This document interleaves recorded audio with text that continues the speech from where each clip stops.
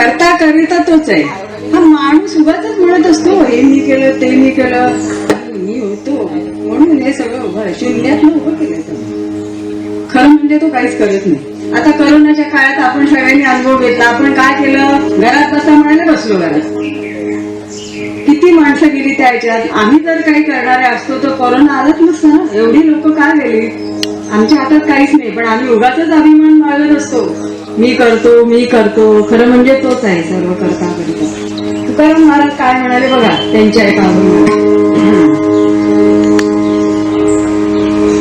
चाले शरीर कोणाची सत्य, चाले शरीर कोणाची सत्य, कोण बोलवीत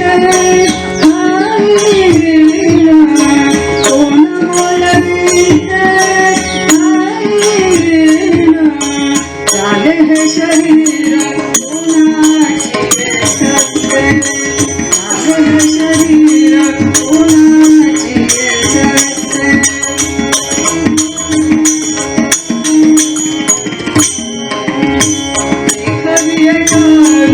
एक नारायण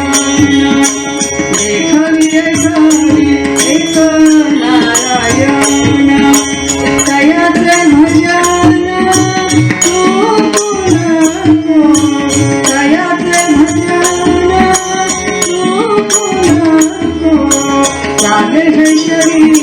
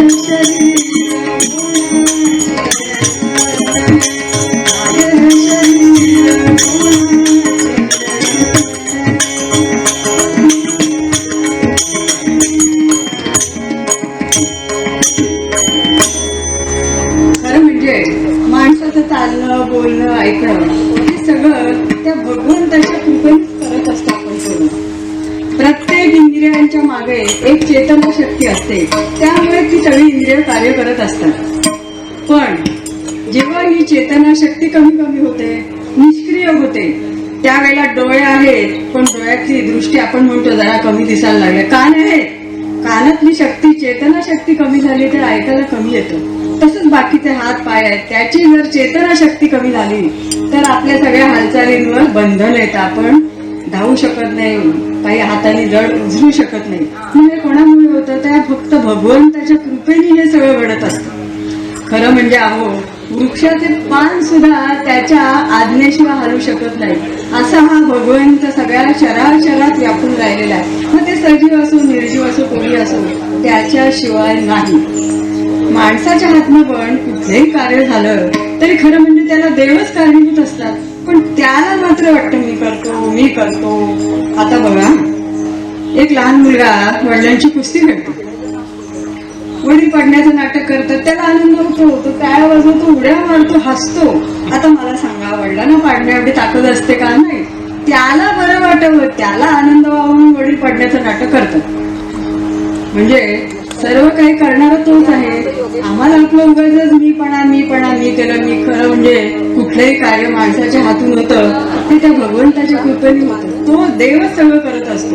बरं, आता हा फक्त माणसाला झाला का अभिमान? नाही, नदीला सुद्धा अभिमान झाला बरं का.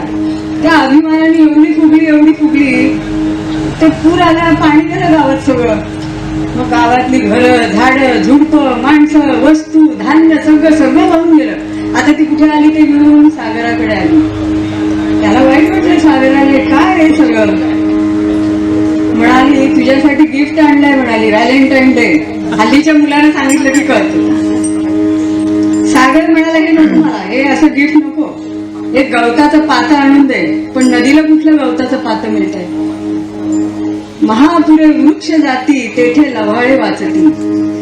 असाच अभिमान एकदा तिथीला झाला बरं का. ती काय म्हणते, माझ्या तिथीला अनंताची पूजा होती, तिथीला अभिमान. आता त्या भगवंताला कळल्याशिवाय राहणार का हो? सगळीकडे आहे तो, त्याला कळलं, हिला अभिमान झालाय.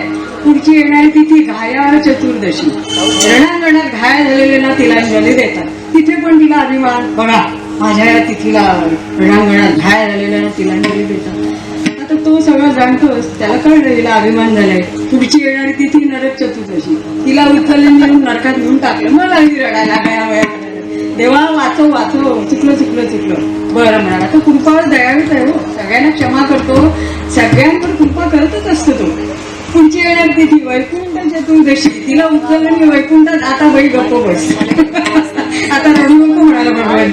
असो, चतुर्वेदीय मालवीकृत सिद्धांत दर्पणा त्या अभिमानासह होण्यासाठी 7 कारणं सांगितलेली आहेत. कुठली बघूया? कुलम, वित्तम, श्रुतम, रूपम, शौर्यम, दानम, तपस्तथा, प्राधान्येन मनुष्यानाम सप्तैता मदहेतवा. ही 7 कारणं सांगितली. समर्थ म्हणजे आमचे परखड आणि स्पष्ट बोलणारे. वडिलांची कीर्ती सांगे तो एक मूर्ख, असं फक्त समर्थच म्हणू शकतात बरं का. कुलम, आता नुसतं मोठ्या कुळात जन्म घेऊन उपयोग नाही ना, त्या कुळाची लौकिक शान वाढवला तर उपयोग. पूर्वीच्या काळी बघा, मोठे वाडे होते, घरं होती, बाहेरचं दिवाणखाना, मोठ्या तसबिरी लागलेल्या असत. आपण एखाद्या परिचितांकडे गेलो, ते काय सांगणार, हे 1971 मध्ये आमचे आजोबा गेले, त्यांना शौर्य पदक मिळालं. हे आमचे वडील आत्ताचं कारगिल युद्ध झालं त्याच्यात गेले, त्यांना शौर्य पदक मिळालं. त्यांची सगळ्यांची फोटो, अरे तू काय, तुझं काय, तू काय करतोय, हे झालं तुझ्या पूर्वजांचं, तुझं काय, तू काहीच करत नाही, फक्त मोठेपणा सांगतोय, आमचे. रेल्वेत एक मोठे साहेब होते बरं का. त्यांचा मुलगा वारकरी, म्हणजे पंढरीला जात नव्हता आषाढी कार्तिकीला. 10वीची परीक्षा मार्च ऑक्टोबर देतोय, हा काही पासच होईना. शेवटी ते वडील कंटाळले हो, साहेब होते ते मोठे. मग ते म्हणाले, जाऊ दे आता बाबा, बस कर. त्याला सांगितलं, जा ते खडी उचलण्याच्या कामावर लावला त्याने. आता तिथे तरी गप बसावं का नाही यांनी? नाही. पहिला दिवस कामाचा, बरोबर माणसं असतातच काम करणाऱ्यांच्या. माझे वडील साहेब आहेत म्हणाला, त्यांनी ऐकून घेतलं, बरोबरचे काम करणारे. दुसरा दिवस, माझे वडील साहेब आहेत. आता तिसऱ्या दिवशी बोलायला गेला तेव्हा ते म्हणाले, गप्प बस, वडिलांचा मोठेपणा सांगू नको, तुझं काय ते सांग. म्हणजे हा कुळाचा अभिमान धरून काय उपयोग आहे बरं, सांगा बरोबर. तो सुद्धा या अध्यात्म मार्गात अडथळा आणणारा आहे. वित्तम म्हणजे धन, हे सुद्धा अभिमान निर्माण करणारच आहे. आपण बघतो आजूबाजूला लहान सहान गोष्टींमधनं पण असं म्हणजे कळतं आपल्याला. एखाद्याच्या मराठी बोलत ते इंग्लिश म्हणजे काय, तुम्हाला वाटेल या बाई शाळेत तरी गेलेत म्हणून. ऍक्शनवरनं कळतं, बोलण्यावरनं कळतं आपल्याला की धनाचं किती. आलं असेल लक्षात तुमच्या. ऋषिकेशमध्ये एक साधू होते बरं का. प्रातःकाळी उठून सगळं त्यांचं स्नान अन्निक आटपलं की जे ध्यान लावून बसायचे ते संध्याकाळपर्यंत. येणारे जाणारे लोक पैसे फळं काय ठेवायचं त्याच्यावर त्यांचा उदरनिर्वाह चालत असे. एक व्यापारी आला, बघितलं साधू महाराज ध्यानस्थ बसले, नमस्कार केला, 500ची नोट ठेवली, तो निघून गेला. संध्याकाळ झाली, यांचं ध्यान संपलं. बघता, अरे बापरे, 500ची नोट. थोडेफार पैसे खर्च केले, दुसऱ्या दिवशी ध्यानाला बसले. आज काही ध्यान लागे ना, डोळ्यातून 500ची म्हणाले, थंडी पडते, स्वेटर घेऊ का, शाल घेऊ, ध्यान लागले नाही. दुसऱ्या दिवशी परत बसले, परत डोळ्यासमोर पाचशेची नोट. शेवटी साधू महाराज उठले की नोट टाकून दिली पाण्यात, तेव्हा कुठे त्यांचं ध्यान लागलं. असे साधू संत ऋषी मुनी असतात की ते धनाला मृत्तिकेप्रमाणे म्हणजे माती समान किंमत देत नाही त्यांना.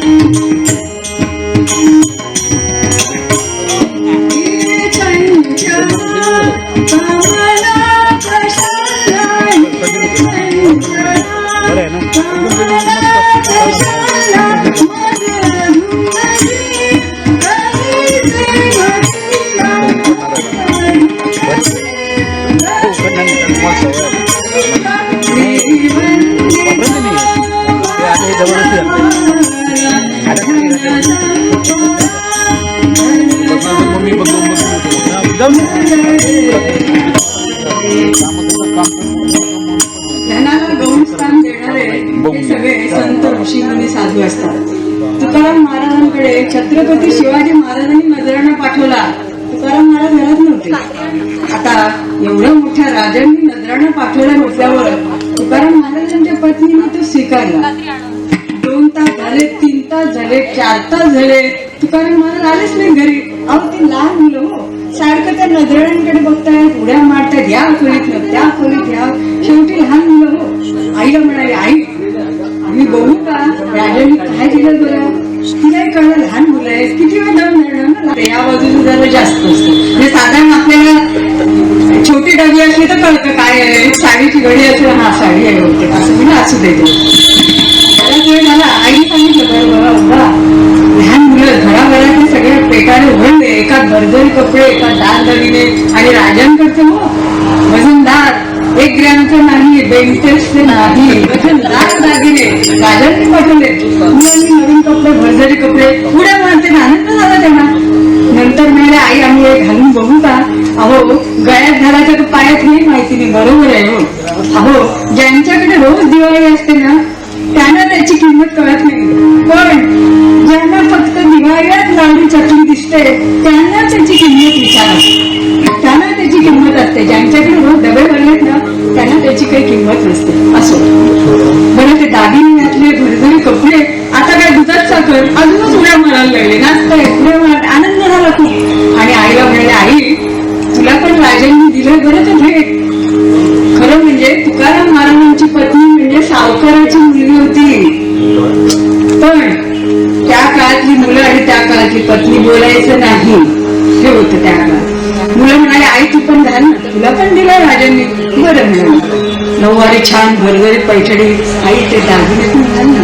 बरं, त्याला काही ड्रेसिंग टेबल नाही, ड्रेसिंग रूम नाही, काही काही कापून चुकून नऊवारी साडी, दागिने घातले, मोत्याची नथ छान पाडीदार, आता मी माझे काढून ठेवलेले. आणि मुलं म्हणतात, आई उड्या मार. जरा तुकाराम महाराज आले, बायकोकडे बघतायत, मुलांकडे बघतायत. संत कसे असतात, शांत असतात. आणि आत्ताच्या याच्यात जरा विचार करा काय झालं असतं घरात आल्यावर. फक्त विचार करा आणि चित्र डोळ्यासमोर आण. संत शांत घरात आले, बायकोकडे मुलांकडे बघितलं, म्हणजे काय तुम्ही सांगितलं राजांनी नजराणा पाठवून हो का म्हणे. बरं, शांतपणे रागवले नाही. मुलांना पत्नीला म्हणाले हे सगळं काढून ठेव. मुलं रडली नाहीत, आरडाओरडा नाही, बायको पण नाही, कोणी काही बोललं नाही. चुपचाप ते कपडे होते तसे घडी केले, दागिने होते तसे दागिन्याच्या पेटाऱ्यात. त्यांच्या पत्नीने पण ते सगळे दागिने, ती पैठणी पुन्हा होती तशी घडी करून ठेवली. आणि तुकाराम महाराज हे सगळं घेऊन राजांकडे गेले आणि अत्यंत नम्रतेने हा नजराणा परत केलाय आणि सांगितलंय की राजे याची काय आवश्यकता आहे. आमचा राम आम्हाला सगळं देतोय, याची आवश्यकता नाही आम्हाला. हो बरं म्हणाले राजे सुद्धा. तोपर्यंत घरी काय झालं असतं आत्ताचे असते तर फक्त चित्रडोळ्यासमोर आणि आपल्याला पुढे जायचं. धनाला गौण स्थान देणारच असतात ते संत. धनजय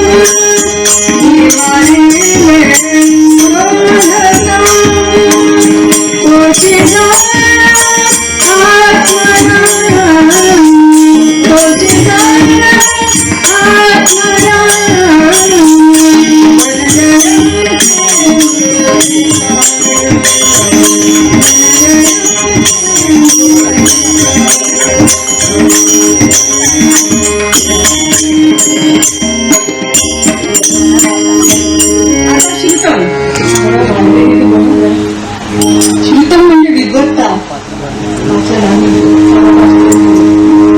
शीतल म्हणजे विद्वत्ता, पांडित्य, हे सुद्धा अभिमान आणणारच आहे. पूर्वीच्या काळी विद्वानांना पंडितांना राजाश्रय होता बरं का.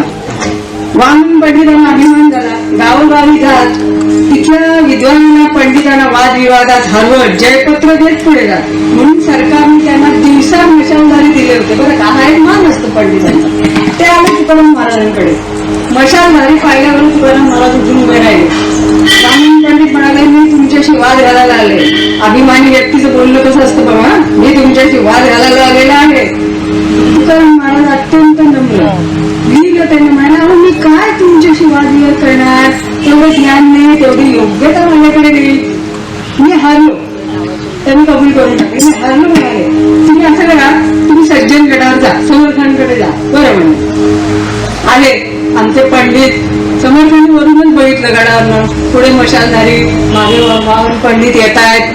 त्यांचं यथोचित आदरातिथ्य केलं, आदर सत्कार केला समर्थांनी. आणि जाणलं हे कशासाठी आले तिथे. मग ते म्हणाले, मी जरा अनुष्ठान करते, माझा शिष्य कल्याणाला भेटा म्हणायचं. बरं म्हणे. आता ज्यांनी सज्जनगडचा परिसर पाहिलाय त्यांना माहितीये केवढा मोठा परिसर आहे गडावरचा. आता कल्याण स्वामी एका कोपऱ्यात सुपाऱ्या निवडत बस, त्यांची मान खाली होती बरं का. ते काम करत होते. ते आले, मी तुमच्याशी वादविवाद करायला आलो. त्यांनी वर बघितलं. अहो म्हणे, मी काय वादविवाद करणार नाही, तुमचं जेव्हा अनुष्ठान. हा मग ठीक आहे, म्हणजे आपल्या गुरूंची परवानगी आहे तर, असं त्यांनी मनोमन जाणलं. ठीक आहे म्हणे. पण पहिला प्रश्न मी विचारला. पंडित म्हणाले, विचारला. सुपाऱ्या निवडत होते. सुपाऱ्यांमध्ये हात घातला, दोन सुपाऱ्या त्याच्यावर दुसरा हात ठेवला. पंडितांना सांगितलं, सांगा माझ्या हातात किती आहे. ते म्हणाले, हे कसं काय सांगणार, सोपं आहे म्हणाले, मुलभर तर आहे सुपाऱ्या. ते म्हणाले, शिष्य जर एवढा ज्ञानी तर त्यांचे गुरु काय ते समर्थांकडे गेले.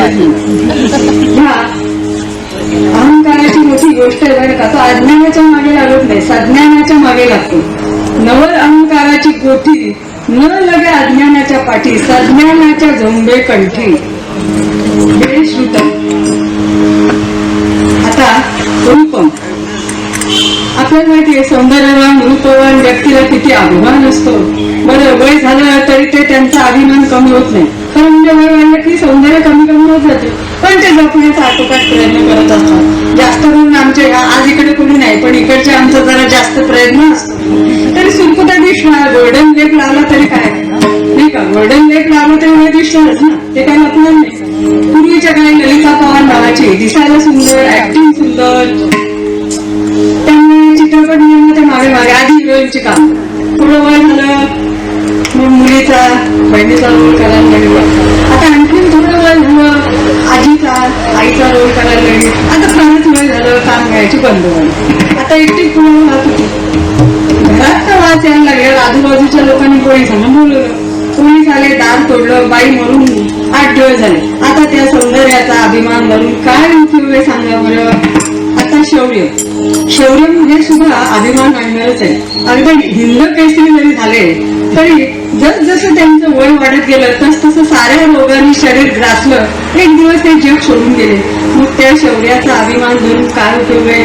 मी इथे कशासाठी आलोय हे विसरून बाकीचं सगळं करण्यात काय अर्थ आहे. शौर्य सागर मी, महावीर मी, ज्ञानी प्रभावंत मी, युद्धी धुर्धर मी, धनुर्धरही मी, लक्षात मी, दक्ष मी ऐसा मज सारिका नच तुझ्या आहे महाराज मी. मी हे सर्व कळे परंतु न कळे नारायण भाऊ काणे आम्हाला सांगतात की तू कोण आहे, कशासाठी आलाय. घर गाडी बंगला सारखं घरघर घरघर करतो, पण देवघर अशी कधी अशी. काही लोकांना खूप अभिमान असतो बरं का. मॉर्निंग वॉकला जातो ना आम्ही, एक आजोबा नेहमी सांगतात, रोज आम्ही साजूक तुपाचा शिरा खातो बदाम घातलेला, रात्री 4-5 बदाम भिजत घालतो, सकाळी ते मिक्सर मधून काढतो आणि साजूक तुपाचा रोज आम्ही शिरा खातो. पण नारायण बुवा काढी म्हणाले, अरे रोज तूप रोटी खाऊन शेवटी काय होणार आहे बघा. कोण तू कोठील रे कसा जगी आलास, कोण तू कोठील रे कसा जगी आलास तू, किती दिसांचा निवास येथे देशी का विश्वास तू, किती दिसांचा निवास येथे देशी का विश्वास तू, घोडा गाडी इमले माडा जपते तू, घोडा गाडी इमले माडा जपते तू, घरघरा विरत करती वेळा देव घरा कधी जाशी तू, घरघरा विरत करती वेळा देव घरा कधी जाशी, किती पोषिला देह तू करोची साखरे, किती पोषिला देह तू करोची साखरे, कोणी येथे राहावयासाठी नचिंत्या राखरे, कोणी येथे राहावयासाठी नचिंत्या राखरे, कसा जगी आलास तू, किती दिसांचा निवास येथे देशी का विश्वास तू.